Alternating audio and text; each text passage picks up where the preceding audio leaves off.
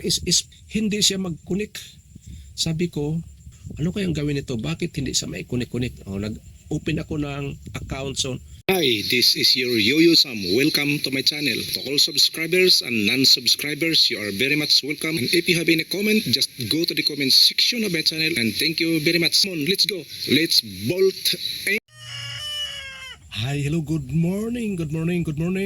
This is your Uncle Sam. Welcome. Siya nga pala, bago ako patuloy sa aking pag-vlog, ako muna ay magpasalamat sa aking mga sa aking mga masugid at avid watchers sa aking YouTube channel. Ako ay nagpapasalamat dahil palagi kayo nagsusupport sa aking YouTube.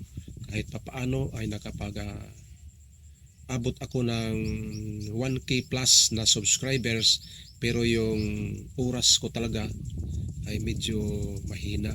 Maraming salamat din pala sa mga taong nanonood ng aking content na mag-abot sila ng 2 hours, minsan 5 hours. Sa akin, reply ko yung totoo talaga, pinapanood ko kasama yung mga ads nila at kung anong oras na nakalagay doon, yun ang aking binabasyan. Pero ngayon, dahil nga sa pag-minimize at pag-maximize ng aking oras, sinasabay-sabay ko na yung pagpanood. Halimbawa, yung isang tao, ito siya ang Vietnamese na nandoon na nagkuhan sa Amerika. Manonood siya ng tag 2 hours, 3 or 5. Ginagamit ko na yun aking multi-tab sa aking desktop. Sinasabay-sabay ko na pagpapanood kasi nanonood siya ng 5 para ma-minimize, kasi kung abutin ng mga halimbawa yung content niya ay na pinapanood sa akin ay abot ng 5 hours. Sinubukan ko na pa isa-isa. Nag-umpisa ako nanood alas 11 ng umaga, hindi pa nalanghalian, natapos doon na magsasaing na uli ng hapunan. Kaya hindi, sabi ko na mas kuwan ako nito sa aking oras gahol. Kaya ang ginagamit ko na ngayon ay sinasabay-sabay ko na pagpapanood. Yung pang last na video na aking pinapanood, nilagay ko doon na ganong oras ang aking pinapinayaan ko lang doon na ang ads ay lumalabas at hindi ako nag-escape sa ads. Yun ang aking mga pinapanood. Kung anong oras na nakalagay doon, ang aking ibabalik ay 4 minutes.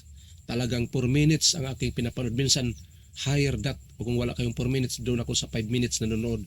Totoong 5 minutes yun at kasama na yung ads. So maraming salamat pala sa mga taong nagsusupport, ang nagsubaybay sa aking YouTube channel. Ako ngayon ay nandito sa Palayan. Tingnan ko yung progress sa palay kasi 45 days old. Noong nakaraang linggo, 45 days na at naghagis na ng top dressing ay yung last pag-gamit o pag-apply ng fertilizer para sa isang palay. At bago yan nag-top dress, nag-spray muna ng para sa piste, yung sa pest at saka sa insects. Yun ang ginagawa. Ay pagkatapos sa pag-apply ng top dressing at yung palay naman ay magkaroon siya ng transition, so ang dahon ay lalambot, diyan naman umatake ang insects o pest, kaya time to spray na naman. Pabili na ako ng Brodan. Nagkita kami nung taga-bantay sa aming palayan, sabi niya magbili daw ako ng Brodan at bago yan mag-spray, mag-grass cut muna ako doon sa paligid-ligid ng buong palayan sa mini dike at pagkatapos niyan maglagay na ng yung banderitas o yung tinatawag namin dito sa biray-biray. Yun ang dapat namin gawin upang maiwasan na hindi talaga a-attack yung mga rice eating birds, upang ma-minimize ang mga damages na kanilang ginagawa. Bago pa sila makapag-attack, nakapag-prepare na kami na mga kaukulang mga precaution para sa palayan. Bukas siguro ako'y mag-grass cut at mamayang hapon o pagkatapos nito ako'y pupunta doon sa town at magbili ng Brodan. Siya nga pala, ito yung aking 4 na topic ngayon. Unang topic, bakit yung pag-upload ko ng aking rice farming vlog ay napalitan muna ng mga sa relaxation content sa aking niche. Pero yung unang-una talaga ay yung rice farming vlog. Kaso nung nagkaroon na ng El Nino, at medyo matagal ang pagkilos ng mga tao sa palayan, ang ginagamit ko muna na aking pag-upload ay yung relaxation. Kaya inaigi ko na mag-upload muna ng relaxation upang hindi ako mawala sa limelight sa YouTube. Kasi kung hindi ako mag-upload, maari yung aking subscribers ay dahan-dahang mawala at bumaba at aking watch hour ay kailangan ko talaga. Kaya yun ang aking ginagawa. Nag-upload muna ako ng mga relaxation. Unang-una ay mga simple karaoke lang, pero unang upload ko sa karaoke talaga ay medyo nangangapa ako at yung words doon ay pangit. At inaayos ko hanggang sa dahan-dahan na. Unang-una karaoke muna hanggang nagkaroon na ko yung bawat in-upload ko ay nilagyan ko na ng cover content. Pero yung mga cover content ko kung full instrument ang nakalagay doon, maging copyright tayo. Kaya minaigi ko na yung mga guitar na lang ang aking ginamit, yung acoustic. Kasi kung acoustic guitar, marami kasi ang gumagawa ng mga acoustic, kaya hindi yan makapiright kasi maraming gumagamit sa acoustic. Hindi katulad sa mayroon full instrument na malalaman ng YouTube, mayroon na siyang DNA. Yun ang ginagamit ko na pag-upload habang wala pa yung rice farming vlog na hindi pa kami nakapagtanim. Yun muna ang aking ginagawa. Gawa muna ako ng karaoke at saka cover content. Yun ang una kong topic. Sa pangalawang topic naman, kailan lalabas ang aking rice farming vlog. Sa September na ito ay dito lalabas ang una kong rice farming vlog na galing sa pagkatapos ng El Nino, pero mayroon ng kaibahan. Makikita nyo na ang aking mukha ay nandyan at nagsalita, at hindi katulad nung una na parang faceless ang inyong nakikita, yung palay lang talaga at aking busis ang nagsasalita. Yun ang aking ginagawa ngayon. Iniba ko na at hindi na masyadong mahaba kasi napapansin ko na kung mahaba masyado, doon lang nanonood sa first 3. Iwan ko lang sa iba, pero yung iba siguro ay nanonood ng mga hanggang 3 minutes or mas, more than that pa, o tinatapos nila yung aking pagpanood nila ay aking content. At sa aking content naman ng rice farming vlog, mga 6 months bago kami nakapag-kilos dito sa palayan, pero mayroon nang nauna. Ito ngayon ang aking ipaliwanag. Ito yung pangalawa kong topic nito kasi hinahati ko to sa 4 na segments. Sa pangatlong topic, ang podcast ko naman ay doon sa rice farming vlog at saka yung sa karaoke. Nung unang-una, gumawa ako ng account kasi meron kasi nakalagay doon sa YouTube sa aking playlist na meron doon video, short video, podcast at community. Yung podcast na yun ay matagal na doon nakalagay doon sa aking dashboards. Pero ngayon ko lang pinagka-interesa na gawin. So ginawa ko yung aking playlist na dati na simple lang talaga, ngayon ay nalipat na sa podcast.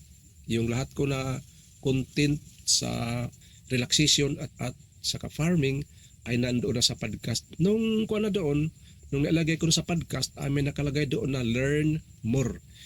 Connect your RSS. Pag in-apply ko doon sa RSS, hindi siya mag-connect. Sabi ko, ano kayang gawin nito? Bakit hindi siya may-connect? Nag-open ako ng account doon sa rss.com, yung sa RSS. Nung ginamit ko na, nag-connect ako yung email ko. Kasi kailangan talaga yung email mo ay connect doon sa iyong YouTube channel. Kaya iyong email mo sa YouTube channel at saka sa podcast o sa RSS ay isa lang. Nung ikinunik ko na, paglagay doon sa aking password ay sabi sobrang hina daw. Ang aking password hindi pwede. Kaya mga 3 days nag-isip-isip ako noon. Hindi ko lang kasi binasa doon sa ibaba. Kasi sabi mahina yung password. Inuulit ko naman, ganun din. Hina. Binasa ko na kailangan pala sa unang password mo, kung anong password mo doon sa YouTube, kung hindi kapital yung unang password mo, hindi talaga siya papasok. Pero doon sa podcast, sa RSS, kailangan talaga ay kapital bago ang small letters. Isa lang ang dapat gawin mo doon, capital lang. Yun, in-apply ko na at okay. Nag-send ulit niya yung RSS sa akin ng code, yung numbers na ako ba talaga. Tapos in-enter ko doon sa RSS. Ay pagkatapos naman doon, nag-click na ko doon na tuloy-tuloy na. Lahat doon ay i-click ko. Kaso lang doon ay isang beses ka lang mag-upload. Pwede ka makapag-upload siguro ng maramihan kung bibili ka na ng mayroon kasing pricing doon. Ang isa lang kasi, isang buwan lang kasi ang libre doon. Kaya doon ako kasi kailangan ko lamang talaga yung aking link sa podcast. Kaya yun, doon lang ako sa free nagagamit. Nung in-enter ko na, nag-click na ko doon sa lahat-lahat na ino-okay na yung mga Amazon, ano pa yun, dating Twitter, ngayon X na, Amazon, Sony, at saka marami pa doon mga malalaking, lahat-lahat doon kiniklik ko at nag-okay na siya. Nung ikininik ko naman doon sa aking podcast sa YouTube, hindi rin nag-okay. So, ano ang ibig sabihin noon? Sabi ko, kasi may nakalagay doon sa podcast na hidden ang aking email kasi for security reason, kailangan daw i-hidden upang hindi ka makuha ng mga spam letters, kung ano-ano pa riyan, kailangan i-hidden. Kaya hindi talaga siya mai-connect. Ang ginamit ko, hindi ko in-hidden, itinipe ko yung aking email at doon ko i-clinic ko at doon nagbigay uli ng isa na namang code para doon naman sa YouTube. O, kayo na-connect na connected na siya, binalikan ko na yung podcast at hinidin ko na yung aking email. Pero 11 hours, kung hindi mo mahidin, automatic siya mag-hide ang iyong password. Pero mas maigi na na-hide mo na para hindi ka na mangamba na mapasukan ng mga spam words o spam mga ano pa yan. Basta mga maraming mga kailangan na dapat mong tandaan na ilagay mo sa mabuting for security reason. Kaya yun ang ginagamit nila. So hinidin ko na. Doon ako ngayon sa aking podcast. So maraming salamat naman sa mga nanonood sa aking podcast. First podcast ko ng aking RSS ay yung farming. Pero sobrang ingay pa noon kasi yun ang una kong na-publish. Hindi katulad sa mga nakaraang sa bago ng latest video ko na masyado na siyang filter. Nung una pa kasi hindi ko pa pinifilter yung mga noisy katulad ng hangin o yung mga kuwan sa mga yero, mga kalabog, hindi ko pa na-minimize. Ngayon, kasi pag mag-upload na ko, minimize ko na yung aking mga iba-iba pang mga unwanted noise. So yun, ang aking pangatlo podcast. Pang-apat, paano ba malaman yung mga tamang pag-upload ng iyong content? Doon kasi sa learn sa iyong dashboards, pumunta ka doon sa iyong analytics at puntahan mo yung mga kuan doon, yung mga mayroon nakalagay doon na gender o ano bang nanonood at saka yung mga age at saka yung sa mga pinanggalingan ng iyong source o ano ba. Nakalagay doon na mayroong oras doon na right 00, 6, 12 and 18 yun. Ang unang-una 00. Doon sa 00 ang aking label doon ay masyado siyang maitim. So hating gabi yun 00, 12 midnight 00. Pag doon naman sa 6 in the morning, wala pang nanonood. 00 pa rin.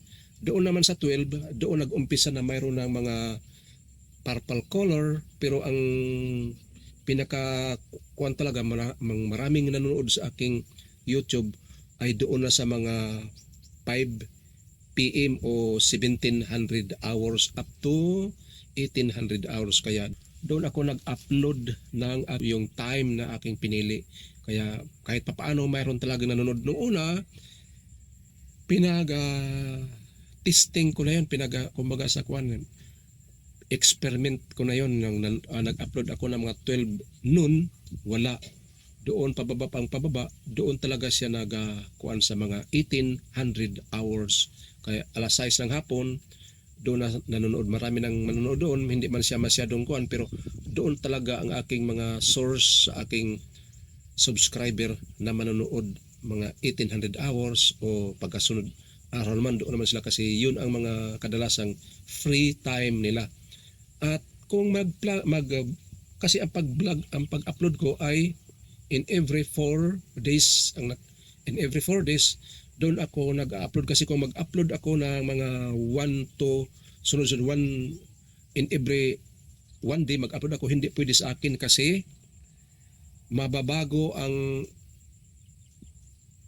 kuan sa aking YouTube. So yung iba doon ay ma-banned, ika nga hindi mapanood, pero mayroon na akong video na i-publish kaya doon ako nagpalo sa aking analytics na in every 4 days yun ang aking ika nga doon ang nanonood. Yung mga tao naman nasasanay na sa aking pag-upload na in every 4 days mayroon nang manonood.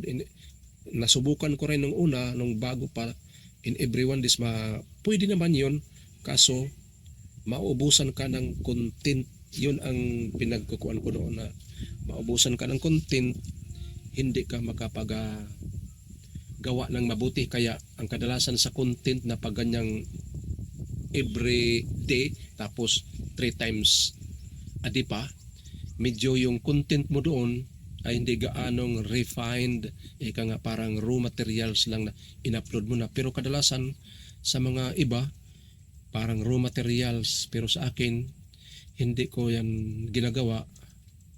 Ang aking kwan talaga ay in every 4 days ako nag-upload kasi nag-i-edit pa ko. Nung una, sa bago pa ko, pwede mag-upload agad kasi wala pa tayong kamuwang-muwang noon sa mga pag-edit.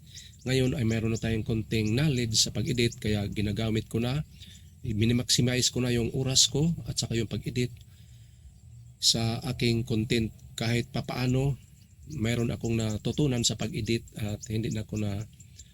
Pero yung iba noon, yung mga pag-edit na mayroon pa mga kung ano pa yung mga pinag-insert, kaya ko rin yun, ginagawa ko rin yung una.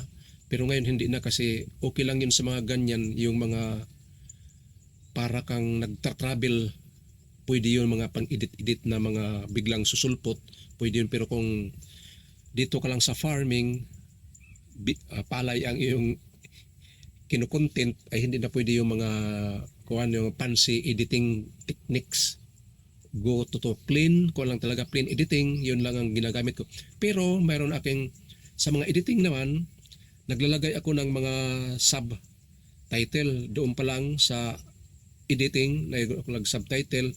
Pag-upload naman doon sa YouTube, nag-apply uli ako ng sub para naman ayrong mababasa ang mga tao. Kasi mayroong iba na babasahin pa talaga, lalo na pag yung mga sinasabi mo ay sobrang mabilis, doon pinabasa yung iba. Yung iba naman doon ay hindi pinabasa, basta nanonood lang sila. Yun ang aking pag-edit sa aking content. At saka yun naman doon sa, balik tayo sa pag-editing, doon tayo sa karaoke content. Sa karaoke content, yung guitar ko na kumakanta ko, mayroong mga words doon na ginagamit ko rin na subtitle. Pero yung plain lang talaga, wala. Ito pala yun, yung sa unang-una, yung El Nino, first. Pangalawa, yung karaoke. Third, podcast. Ito naman yung pag-editing sa aking content. Ito yung aking mga content na aking ginagamit ngayon. So yun lang, at saka